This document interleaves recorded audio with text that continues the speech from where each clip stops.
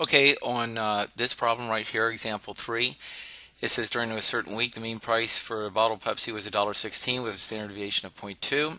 You have a sample of 38 bottles of Pepsi. Is the distribution of the means normally distributed? And what's the probability that the mean price of the sample of 38 bottles is between $1.14 and $1.17? This is similar to the last example. All we need to do is on section 2 of the ZNT sheet, and this is a betweener. So put your information in section 2 of this sheet, and you can pause the video and see where I put those values in. $1.14 in for lower, $1.17 for higher. Mean is $1.16. The population standard deviation is 0.2, and the sample size was 38. That gives us our probability that a average of bottles of Pepsi from a sample of 38 bottles would be between those two costs. Is the probability is 0.3522, or about a 35.2% chance. And that's that problem right there. Now on B, it says the same thing, and it says a sample of 25 bottles. Well, as you'll see, scrolling down here, the distribution of the sample means may not be normally distributed because our sample size of 25 is not greater than or equal to 30. We were also not told that the prices were normally distributed, and because of this, we cannot calculate probabilities. See, the last problem we could do, because the sample size is greater than 30. We could have also done this problem 3B if we were told that the original distribution was normally distributed, but we weren't, so we can't do problem 3B. Okay, on problem 4, it says assume that the price of Pepsi is normally distributed during a certain week, and then the mean price is $1.16, and the population standard deviation is 0.2. Sample of 10 bottles of Pepsi was taken. In what range would you expect the middle 95% of all sample means with a sample size of 10?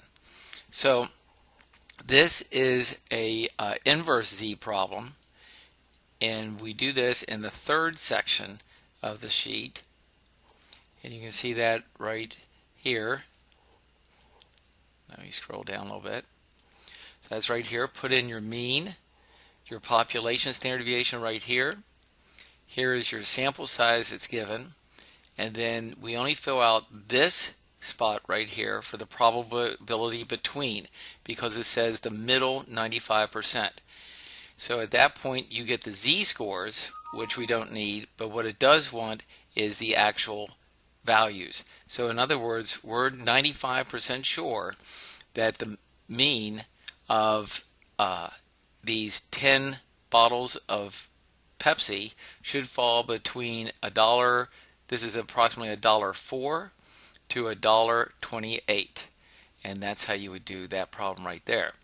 Now it says if we get a sample mean of $2, would that be impossible? Would that be unlikely? And it says use a value of less than 5% chance. Well, what we can do there is use the second section of the sheet right here. Put in your $2 for X.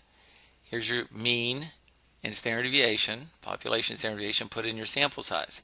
And the probability that you would get a value of $2 or more, okay, that would be a 0% chance. And it's not actually 0, but it's definitely less than the significant digits that are shown right here.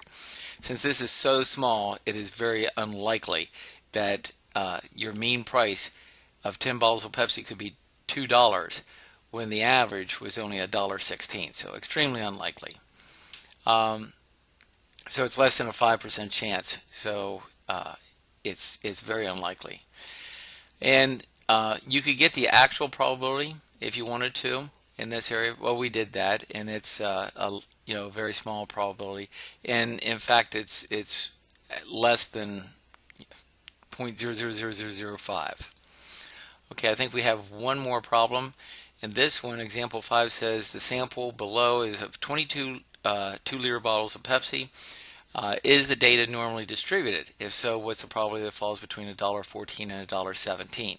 So to see if data is normally distributed, you can use the raw data sheet, and I put that data in the raw data sheet, and then what you can do is scroll down to this graph, which is called a QQ plot. And the QQ plot, and you can see it here too, is a graph that shows the actual data compared to what it should be if it's normal.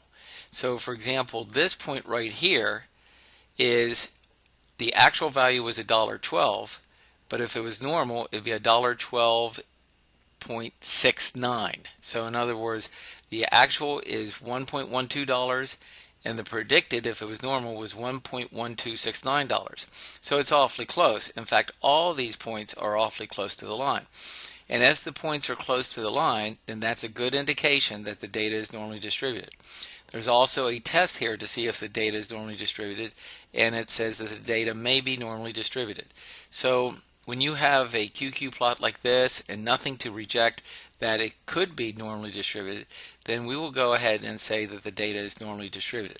You could even look at the plot of these and maybe do a group of five groups, and if you look at this and see the frequency, how it goes up and back down, that's kind of normally distributed. And clicking this, we can look at the bar graph of these things, or the histogram, and see that it's rather normally distributed.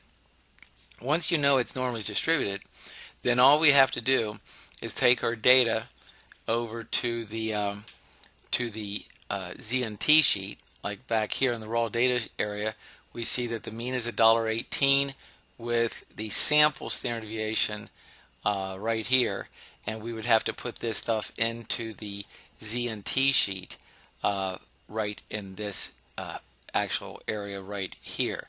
We would put in the mean of $1.18, and we would put in the sample standard deviation that we got from our sample, which is a 0.0356 right here.